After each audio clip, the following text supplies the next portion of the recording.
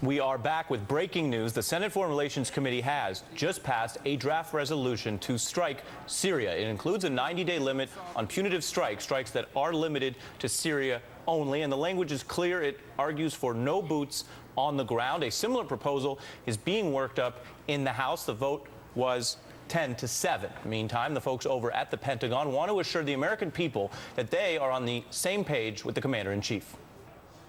We're looking at a different kind of military mission that's meant to send a strong signal to a brutal regime that is conducting the worst kind of violence against its own people. When the president says no American boots on the ground, and that means no American troops on the ground, that's what it means. NBC's chief Pentagon correspondent Jim Lukaszewski joins us now. Two thoughts from you at the top here. Number one, any reaction to this vote out of the Senate Foreign Relations Committee sending back a resolution authorizing strikes inside Syria, similar to but narrower than what the president's people had originally sent down? And number two, what does it mean from your view at the Pentagon for Congress to try to put these limitations on when we know this president, like all other modern presidents, invokes his Article 2 constitutional authority to put boots on the ground where he sees fit in emergencies?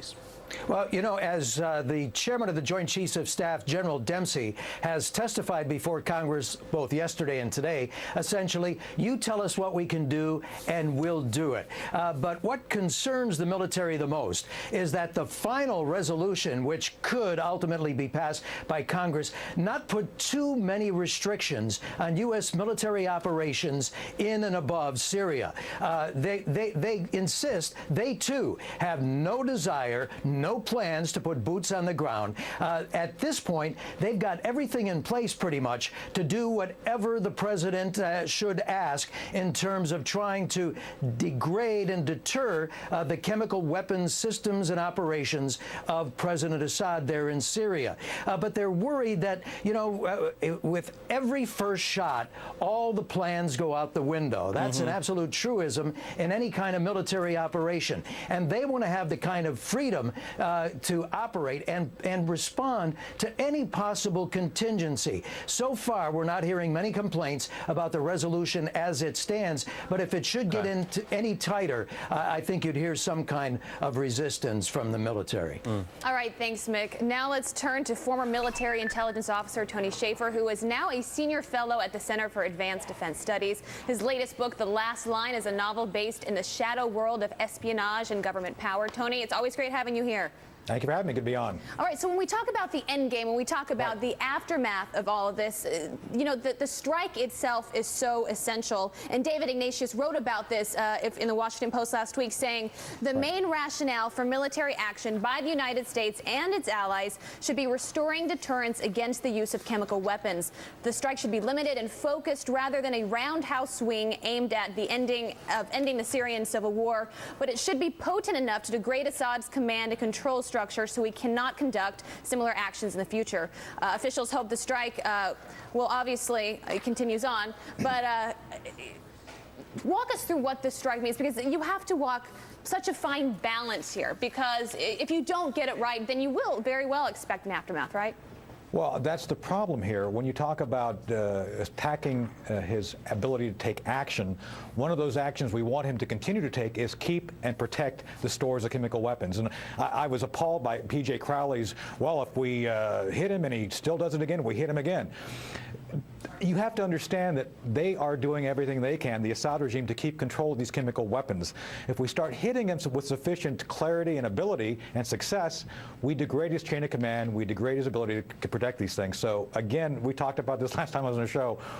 Are we thinking through the secondary consequences of our own actions? Secondly, inevitably, as you mentioned in the intro, things are going to go wrong. No plan ever successfully meets contact with the enemy and stays the same. This is an adage that I've seen for 30 years. So we got to look through this with the eyes on the horizon of what's going to happen a year from now, 2 years from now. And obviously, we've seen 100,000 people dead. Do we really want to now take the potential of increasing the refugee flow, which I predict, if we start doing this, we're going to see more refugees going into Turkey, going into Jordan.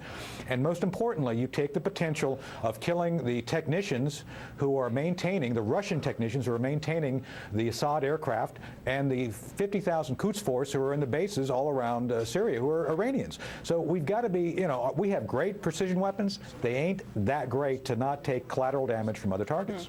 Well, and Tony, as we were just saying, we've just seen the Senate Foreign Relations Committee passed by a vote of 10-7, Right. a more limited version of the authorization, the first indication that Congress may be getting behind the president.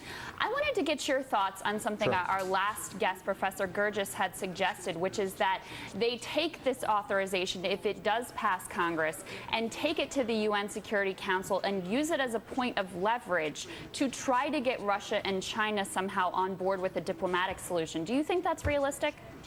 I agree with his assessment. This is a political issue. This entire thing is a diplomatic political exercise, and we're trying to insinuate military force.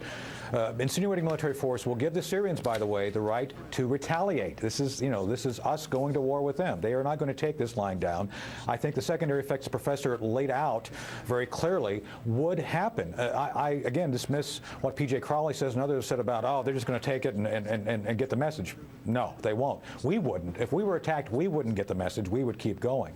So I think we have to look at presenting the evidence to the UN. Syria is not one of the signatories to the chemical weapons regime. So I think you have to have United Nations support in some order to make this a legitimate legal action by the world. And at this point in time, I'm sorry, I dispute President Obama. This is not us going with the world. This is us trying to push the world in a certain direction. If we do that, we have to, I think we're obligated to show them the evidence of why we think we have to act as we plan. Tony, I'm glad that you're pointing out that we could increase the humanitarian crisis going on here. We could would multiply the number of refugees going on within Syria and other countries. But something else you said really stands out to me. No plan survives contact with the enemy. Anybody who really knows the military knows that's real. You know the military, you know the politics. You see in this resolution Congress micromanaging the military response within Syria. Is it dangerous for the military when they have politicians telling them in a very precise, micromanaged way what they can and cannot do? Let me go on with your point. What if the regime collapses and we have all these stores of weapons now insecure? Are we going to sit there and let people wander in and pick them up and wander off? No. We have plans to go in and grab them and secure them. And I think, Torrey, between you and me, that's in our best interest to put boots on the ground to go grab those things. So again, you've got to be careful about how you start stipulating certain requirements on a military plan. This is why it's so important. LBJ made the same mistake during Vietnam. Go to this rice paddy, don't go to that one. We've got to be careful about once you let loose the dogs of war, to let the dogs of war go do their job. And what PJ was saying earlier was a non sequitur about the military action being sufficient to send a message. Again, there's secondary and third order effects by the Russians, by the Chinese that we're just not thinking through here.